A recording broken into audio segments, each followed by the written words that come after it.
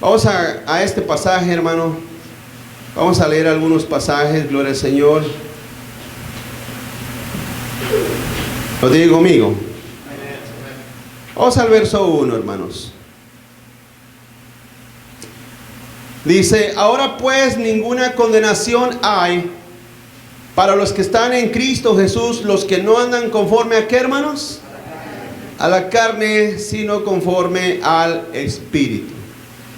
El 2: porque la ley del Espíritu de vida en Cristo me ha libertado de la ley del pecado y de la muerte. Vamos a orar, hermanos. Padre, en esta mañana, Señor, venimos ante ti. Bendícenos, Señor, con tu palabra, Señor. Que tu escritura pueda hablar a nuestros corazones. Queremos oír tu voz, Señor, y el consuelo, Señor, de tu palabra a nuestros corazones, mi Dios. Te pido en el nombre de Jesús, Señor, bendice a tus hijos, a tu pueblo, Señor, y que lleven tu palabra en sus corazones, Señor, para que ella sea el consuelo de sus vidas, y Señor y Padre, el aliciente diario a sus almas, Señor. En ti confiamos, en el nombre de Jesús, mi Dios. Amén y amén. Gloria al Señor. Tome su asiento, mi hermano. Voy a apagar esto.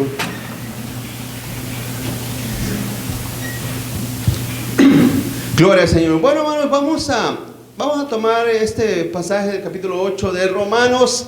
En esta mañana, verá, acorde a lo que vivimos, a lo que estamos pasando. ¿Quién se esperaba una infección, un virus de esta índole?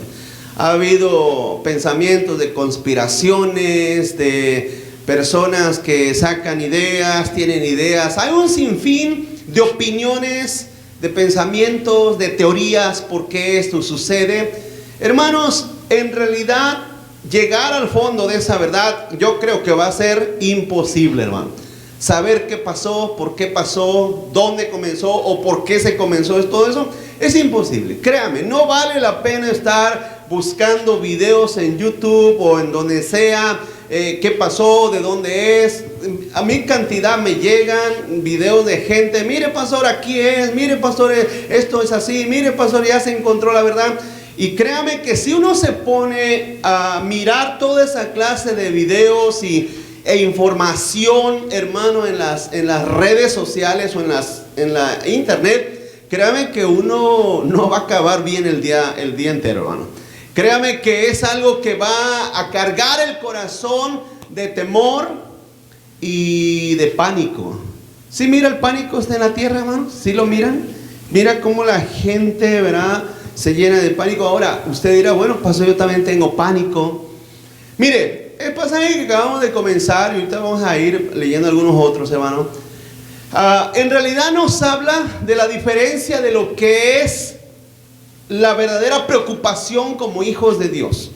Nosotros como hijos de Dios no estamos exentos de preocuparnos. Nos preocupan, por ejemplo, vuelvo a decir, la familia. Nos preocupa la estabilidad financiera de la familia.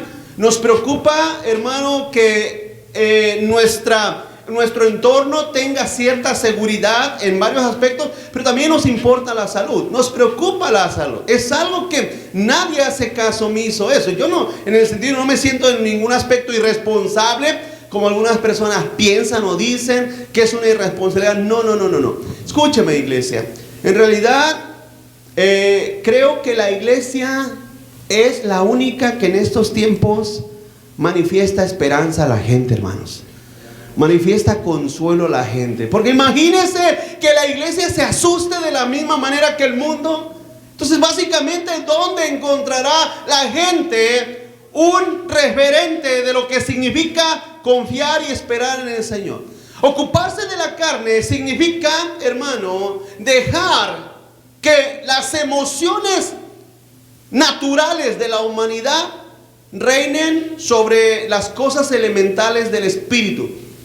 Dice la Biblia claramente que nosotros vivimos por fe y no por vista. Vivimos por fe. Vivimos por fe. Estaba pensando, iglesia, y quiero que me pongan atención en esta pregunta que le voy a hacer. Quiero que me pongan atención en esta pregunta que le voy a hacer. ¿Qué tal si estamos a 1 o 2 meses del final del mundo, del final de la humanidad? ¿Qué tal si estamos a eso?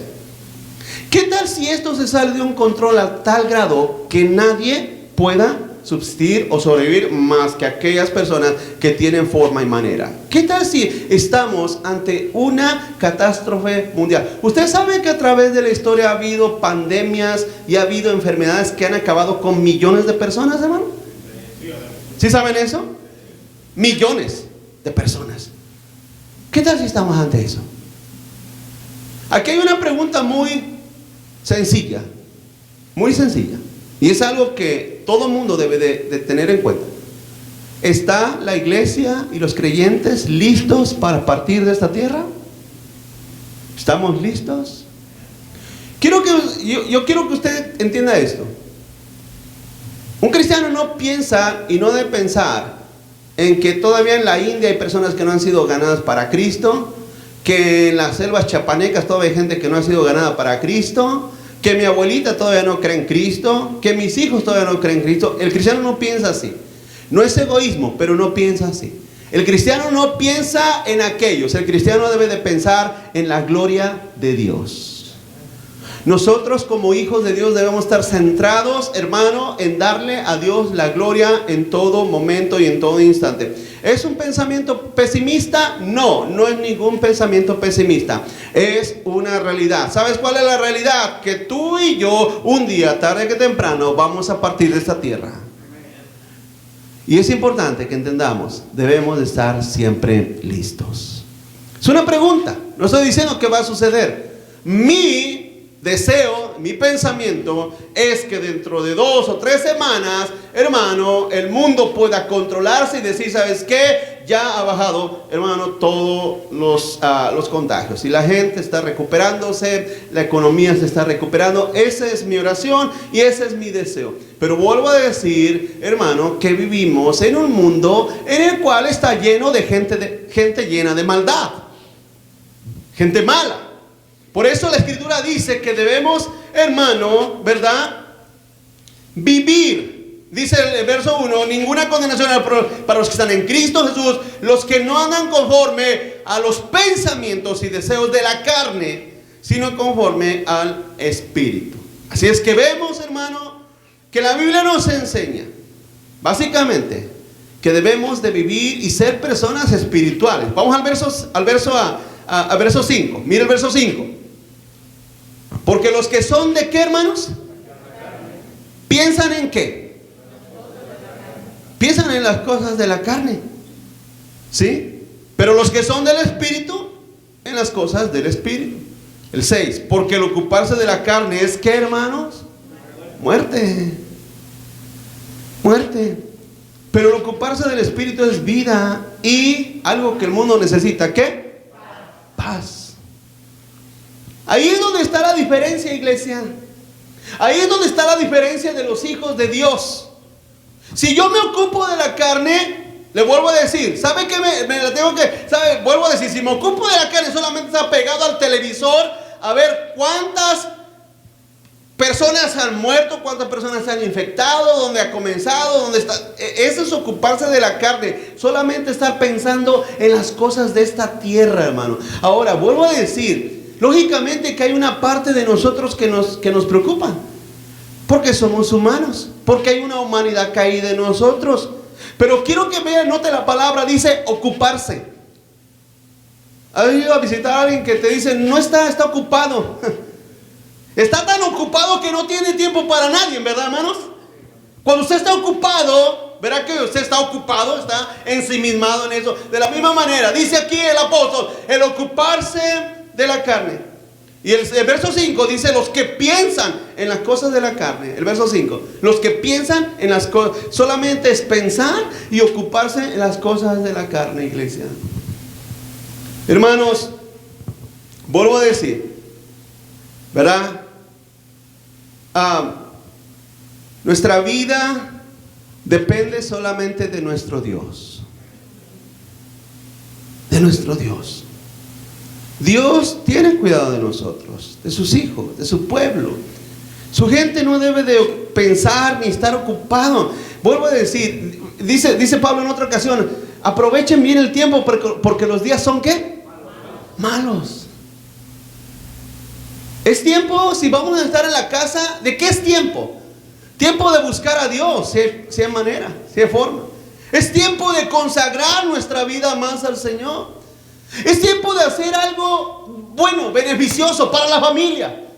Voy a pasar más tiempo con mis hijos. Mientras tenga el tiempo, voy a pasar más tiempo con ellos. Voy a enseñarles la palabra. Voy a enseñarles el camino de Dios. Voy a enseñarles más del Señor. Voy a aprovechar bien el tiempo. No voy a dejar que mi pensamiento y mi carne se ocupe solamente en las cosas de este mundo. Vuelvo a decir, las pocas veces que yo he mirado la televisión, las noticias, la gente tiene miedo, tiene temor.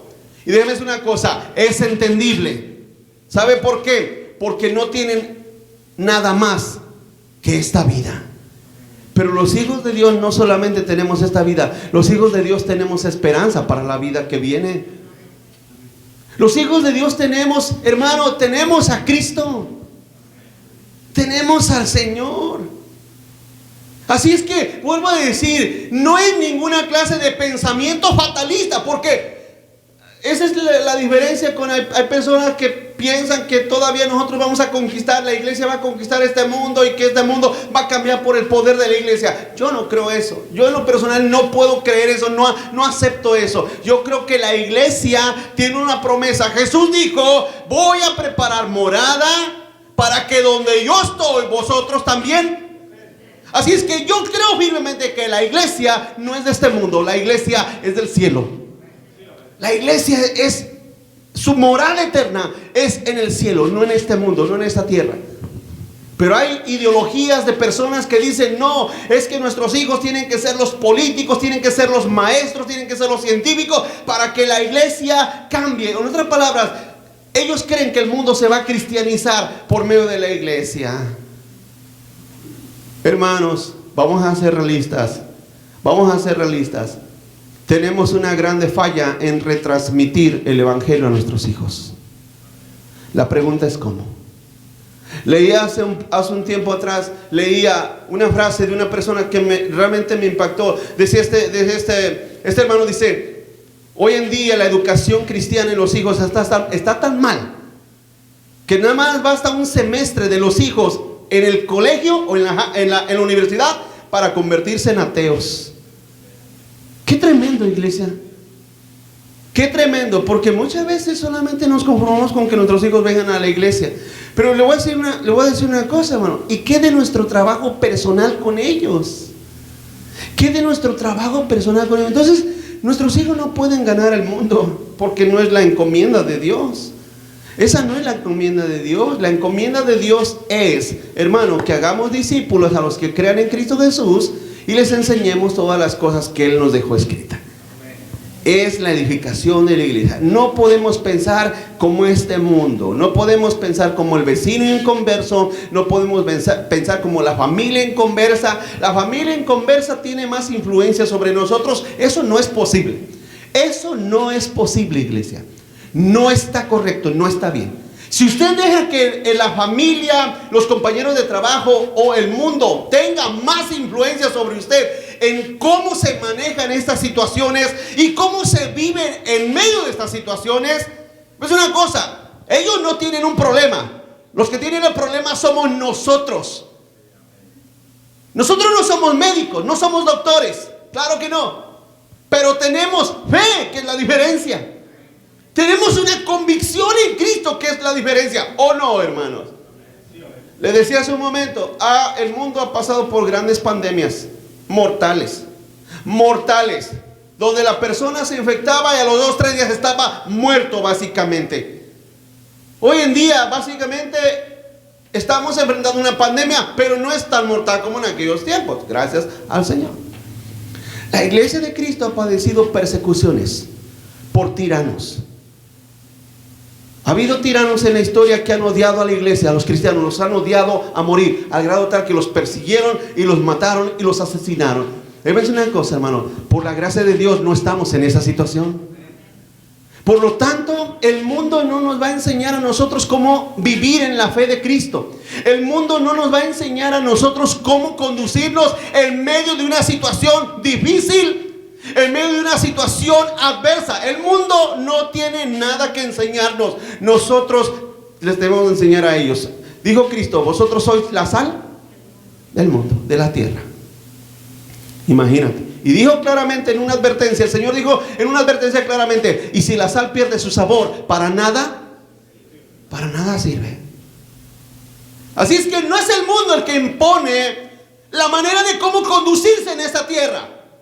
Ahora, si el mundo, porque vuelvo a decir, entre nosotros no hay doctores, entre nosotros no hay médicos, pero si un médico, un epidemiólogo, una persona que se dedica a las epidemias, si esa persona dice, mantengan una salud correcta, lávense las manos, trate de no estar cerca de una persona que tenga alguna. Hoy, esta mañana me llamó una persona, una hermana, pasó, no voy a ir porque tengo tos, me siento mal. Está bien, hermano, se lo agradecemos. Eso se agradece, amén, hermano. Si los doctores, los expertos nos dicen, tengan cuidado, lávense las manos, usen algún antibacterial, trate de no estar tanto tiempo en la calle. Es bueno aceptar esas recomendaciones y hacerlas. Pero de ahí a que su pánico se transmita a nosotros, eso es una locura, eso es un suicidio, hermano. Eso no es correcto. Nosotros no nos ocupamos de la carne, nos ocupamos del espíritu y de las cosas espirituales. El 6 dice, porque el ocuparse de la carne es muerte. En otras palabras, no necesitas morirte para estar muerto. En otras palabras, ¿cuántos aquí saben que el pánico, el miedo, la desesperanza también mata? También te hace sentir en una vida miserable. El ocuparse de las cosas de la carne, los pensamientos de este mundo, también nos causa muerte espiritual. Pero el ocuparse del espíritu, mira, el ocuparse de las cosas espirituales te trae vida y te trae paz. Paz. ¿No es lo que más anhelamos, paz, hermanos? ¿Qué prefieres, paz o antibacterial? A ver, ¿qué prefieren, paz o papeles de rollo sanitario? Hermanos, no los escucho muy convencidos. La paz del Señor, ¿no, hermanos? No, la paz es lo que se necesita. ¿Cuántos dicen amén, hermano? Eso del rollo de papel se soluciona con muchas maneras. De los otros hermanos estaban dando ideas. Hay muchas maneras, ¿no, hermanos? Pero la paz, si se te va la paz, ¿dónde la consigues? Dígame, ¿la puedes ir a comprar en la Walmart? ¿Dónde consigues la paz? ¿Dónde consigues la paz que el mundo no tiene? A ver, pregunto, ¿no quisieras tú transmitir paz a ellos? Decirles, espérense, tranquilo, no anden con... ¿Ha visto las hormigas cuando las asustan? ¿Has visto? Así uno ve el mundo, hermano. Así uno ve el mundo. Como un hormiguero asustado. El ocuparse del espíritu es paz. Y lo que necesitamos en este tiempo es paz. Paz en el Señor. ¿Sí? El 8 dice, el 7, por cuanto los designios de la carne son enemistad contra Dios, porque no se sujetan a la ley de Dios, ni tampoco pueden. Y los que viven según la carne no pueden, ¿qué, hermanos? Agradar a Dios. Dice el 9, más nosotros, o más vosotros, es lo mismo. Fíjense, quiero que note que los versos anteriores está hablando a la gente inconversa, a la gente que no saben qué hacer en medio de las situaciones, en medio de las adversidades. Tú estás confundido, estás angustiado porque te estás ocupando en las cosas de la carne. Esta es la consecuencia. Mas en el 9 ahora Pablo habla a los cristianos y dice, mas vosotros no viven según los pensamientos de la carne. ¿Sí? No viven según la carne, sino según el ¿qué, hermanos? Si es que el Espíritu de Dios mora en vosotros, y si alguno no tiene el Espíritu de Cristo, no es de Él. Eso es algo glorioso, porque, hermanos, lo único que nos produce la paz interna, el gozo interno, es el Espíritu de Dios. Es el Espíritu del Señor. El Espíritu de Dios en tu vida es lo que produce todo eso espiritual en tu vida, en tu corazón, en tu alma. ¿Sí? El 10, pero si Cristo está en vosotros, el cuerpo en verdad está muerto a causa del pecado, mas el espíritu vive a causa de la justicia. Pablo nos da a entender a dónde tu alma correrá, hermano, después de partir de esta tierra. Esa es la esperanza, por eso vivimos, a eso fuimos llamados. A eso fuimos llamados. El evangelio de prosperidad, que es una herejía sobre la tierra, que enseña que los cristianos son llamados a ser ricos, a poseer las mejores cosas de esta tierra. Eso es una herejía. Porque les he explicado muchas veces, entre más tenemos, más nos preocupamos, ¿sí o no, hermano? ¿O no?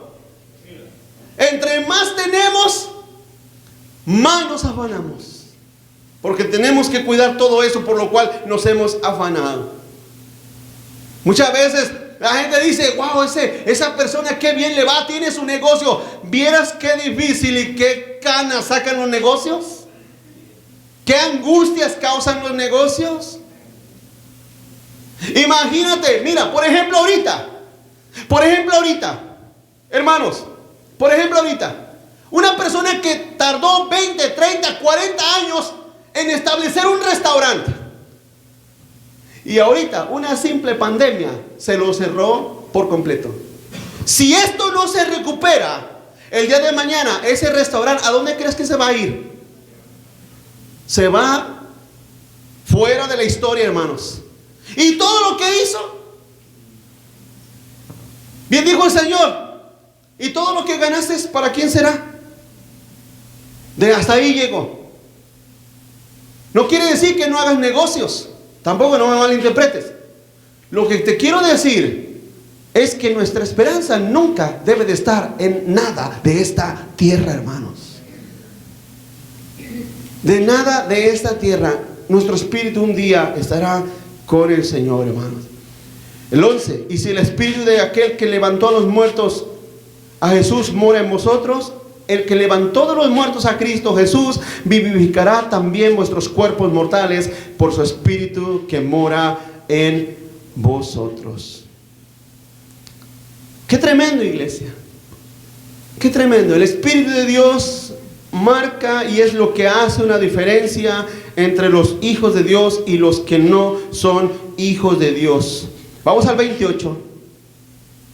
Pasaje muy conocido por la iglesia. El 28, verso 28. Y sabemos que a los que aman a Dios, todas las cosas, ¿qué, hermanos? Esto es conforme a los que conforme a su propósito son llamados. Y usted dirá, pastor, ¿en qué me ayuda y en qué me está ayudando toda esta epidemia mundial que está pasando? Hermanos, déjame decir una cosa y te vuelvo a decir, ¿qué acaso no es en medio de estas situaciones que más nuestros ojos levantamos al Señor? ¿No es cuando más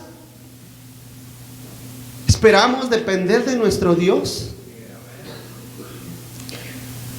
Déjame decir una cosa, iglesia, pero la gente no sabe qué ofensa tan grande hacen a Dios y qué afrenta tan grande hacen a Dios cuando dudan de Él, hermanos. Es ofensivo dudar de Dios. Pero de hecho la Biblia dice claramente que el que duda no recibe nada. El que duda no recibe. ¿Saben por qué? Porque es una ofensa a Dios. Dudar es una ofensa a Dios. Y Dios tiene una cierta implicación de disciplina contra los que dudan. Si son sus hijos. El mundo, yo creo que del mundo Dios va a decir, bueno, pues de ellos es natural que se espere que duden de mí, porque no creen en mí, ni me conocen y no saben mi palabra. Pero mis hijos les demando que crean, que confíen, que tengan esperanza, ¿o no, hermanos? Entonces, fíjate cómo dice el verso 28, y sabemos, o sea, Pablo dice, yo ya sé que si amo a Dios, todas las cosas. A ver, dígalo conmigo, todas las cosas. ¿Qué son todas las cosas? Todas. Lo bueno, lo malo, la salud, la enfermedad, todas las cosas, la pobreza, la riqueza, todas las cosas nos ayudan a bien. A bien nos ayudan. Fíjese, no lo pensamos por nosotros, pero que en medio de esta pandemia, porque es una realidad también, en medio de esta pandemia, muchos van a venir a Cristo. Muchos se van a convertir a Cristo, ¿o no, hermanos? ¿No es eso una bendición? Eso es una bendición. Eso es algo glorioso. Usted puede aprovechar para hablar de Cristo y hablar el Evangelio a la gente que está angustiada, a la gente que está asustada, que está en medio del pánico y de la angustia y la desesperación. Usted puede aprovechar para hablar de Cristo. Eso sirve para bien. Claro que es bien. Dice, a los que conforme a sus propósitos son llamados. Claro que sí. Claro que sí, hermanos. El 31. ¿Qué pues diremos a esto? Fíjate, si Dios es por nosotros, fíjate cómo pregunta el apóstol, ¿quién? ¿Quién contra nosotros? Si Dios es por nosotros, ¿quién contra nosotros? Ahora, quiero que note esta frase. Bueno, yo siempre he sido muy meticuloso cuando leo la palabra, la estudio, trato de ser lo más meticuloso que puedo. Fíjese, si Dios es por nosotros, es como cuando usted envía a alguien por usted. No va usted no va, usted envía a alguien por usted. ¿Usted sabe que hay casos en los cuales el abogado tiene que ir por usted? No va usted, va el abogado por usted. Esa es la misma expresión aquí. Si Dios es por nosotros, ¿no acaso la Biblia, por ejemplo, está llena de promesas donde Dios dice, yo pelearé por vosotros?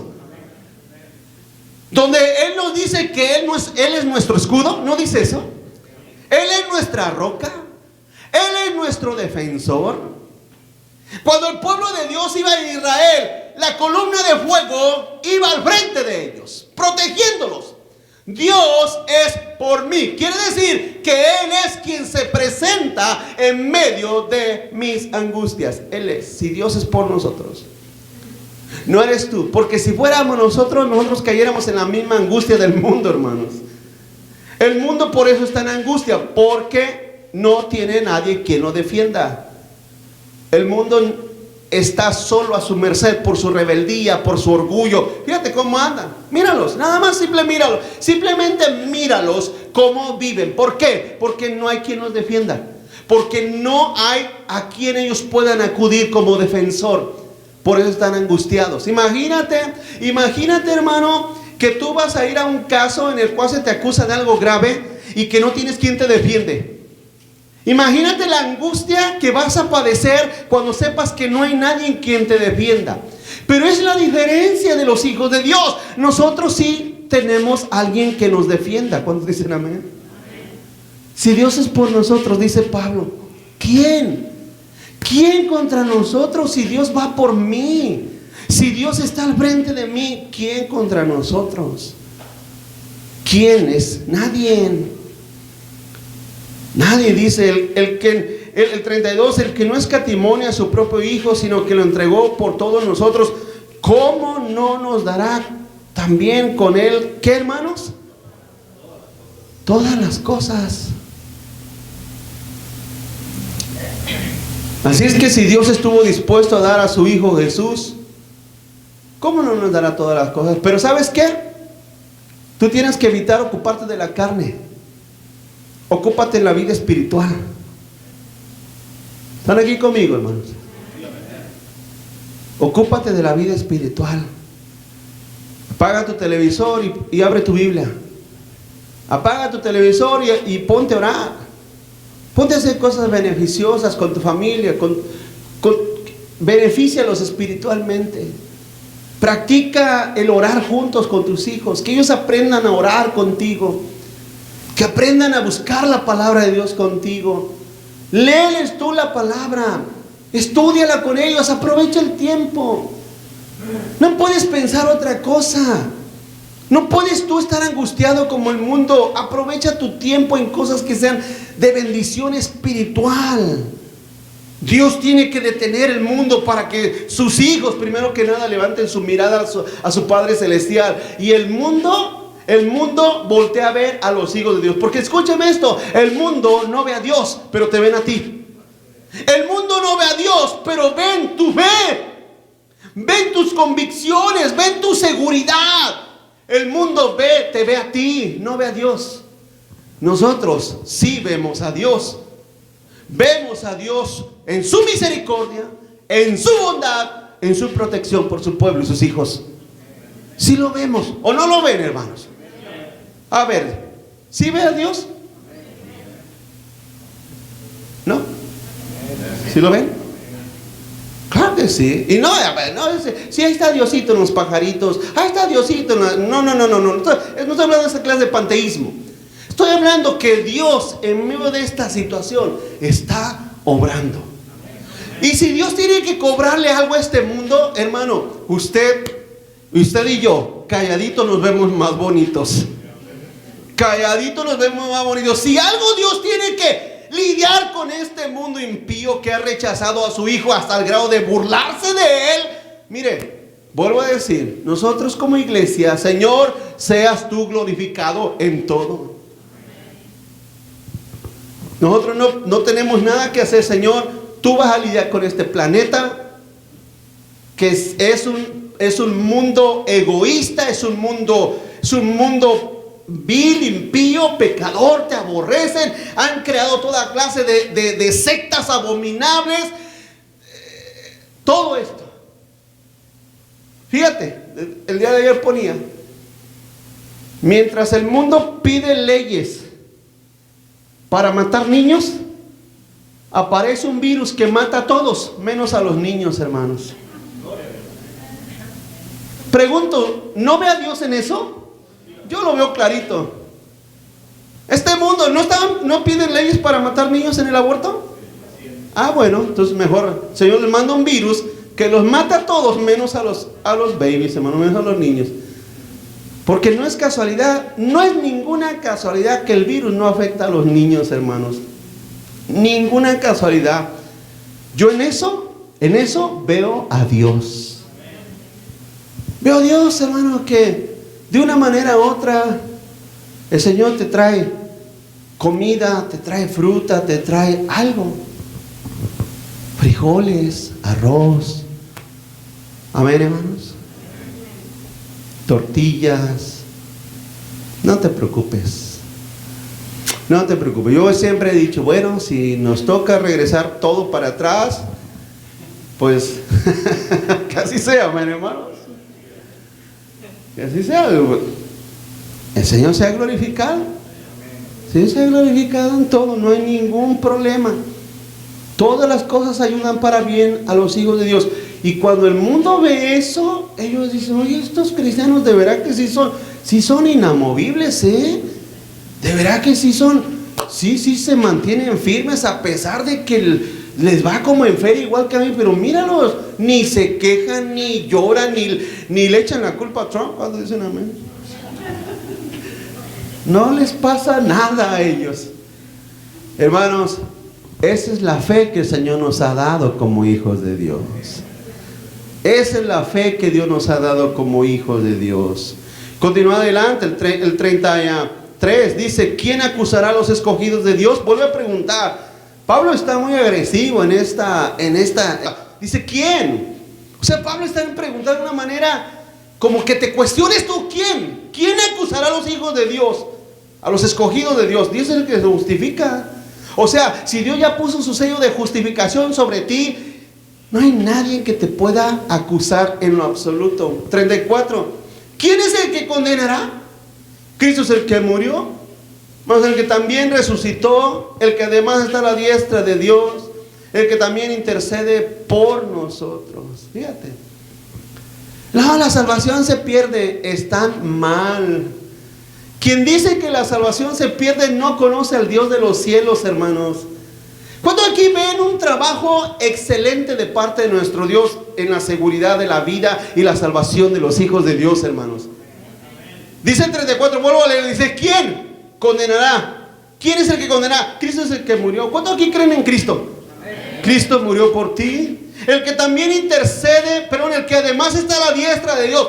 Ese Cristo que te dio vida, está a la diestra del Padre de Dios, y también el que intercede por nosotros. Qué tremendo, hermanos, qué tremendo. Todo eso se llevó a cabo porque Dios sabía, hermano, lo temeroso, lo falible, lo débiles que somos nosotros como seres humanos. El 35, ¿quién nos separará del amor de Cristo? Vuelve a preguntar retóricamente Pablo, ¿quién nos separará del amor de Cristo? Aquí viene algo muy hermoso. Tribulación, angustia, o persecución, o hambre, o desnudez, o peligro, o espada. Quiero que note que todo esto que está aquí numerando Pablo, hermano, él lo había sufrido. Él ya lo había sufrido. Y quiere decir que él en su carne propia padeció todo esto. Y él miró que a pesar de esto, nada lo pudo separar del amor de Cristo. Y eso nos da esperanza a nosotros.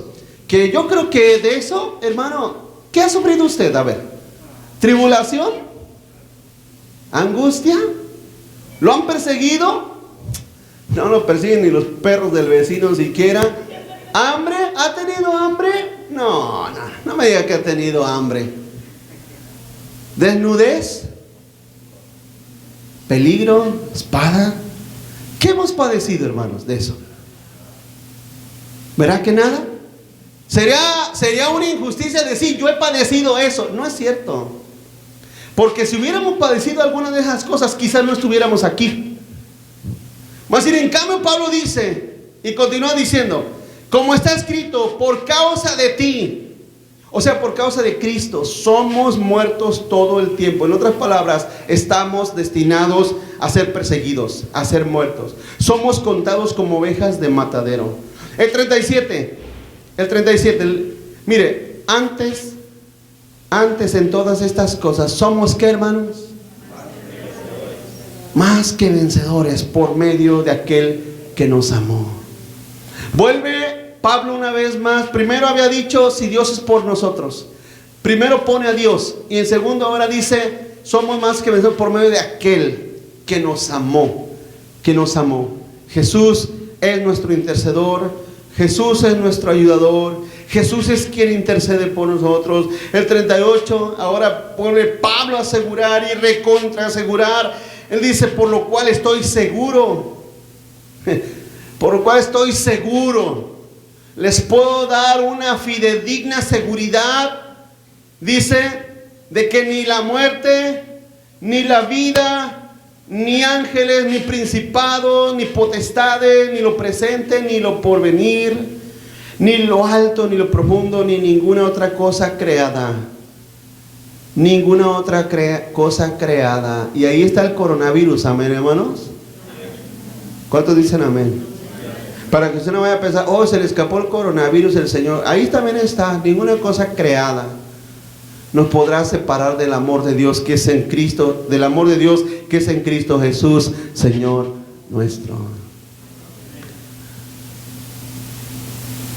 Así es que no hay por qué quejarnos, no hay por qué correr desesperados, no hay por qué angustiarnos. No hay por qué perder la esperanza. Eso lo vuelvo a decir, reitero, lo considero en el mundo, porque pues pobres, ¿a quién tienen? ¿A quién tienen? Sus dioses colgados en las paredes les han fallado, no les contestan. Por más que les claman y les piden, no les contestan, no les dan respuesta. Pero nosotros confiamos en el Dios de los cielos. Y Él sí responde. No, Él no responde. Dios ya respondió. El Señor ya respondió, ya dijo, nada te va a poder separar de mi amor. Qué tremendo. Hermanos, ¿qué más seguridad que esa podemos recibir? Imagínate, por ejemplo, quiero dar un ejemplo antes de terminar. ¿Verá que en este país es muy importante las aseguranzas de los carros, de las casas? ¿Sí o no es muy importante? Te he dicho, vas y contratas aseguranza el patito y te lo pruebo que así te van a contestar. En el momento que choques, así te van a responder.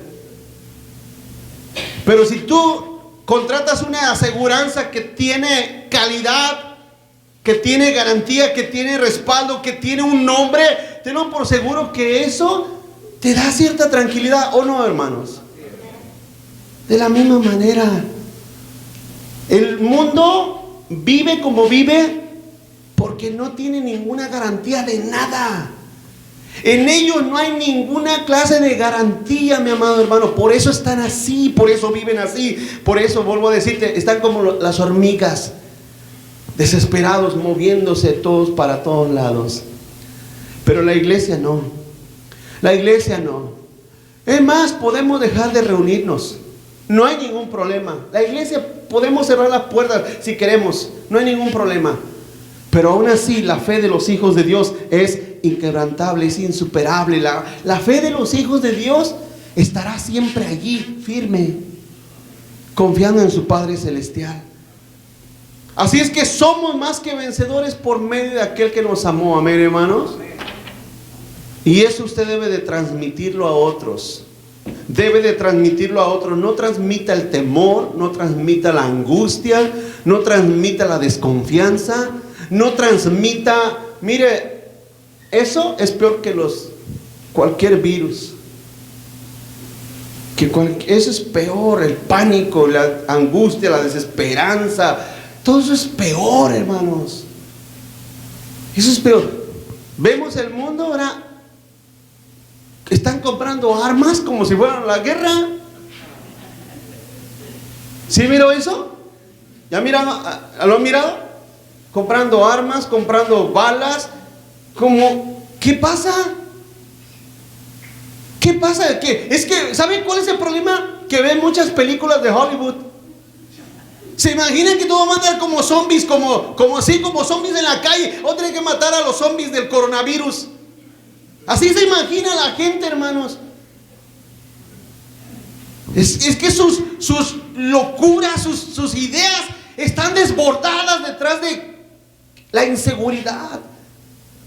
Pero los hijos de Dios que se ocupan de la vida espiritual tienen la paz de Dios, como dice la Escritura. Y hay algo que siempre me gusta recordarles. Si vivimos, para Dios vivimos. Y si morimos, para Dios morimos, hermanos. Amén. Llévese la paz en su corazón. Llene su vida de paz, la paz de Dios. Vamos a orar. Le voy a pedir que se ponga.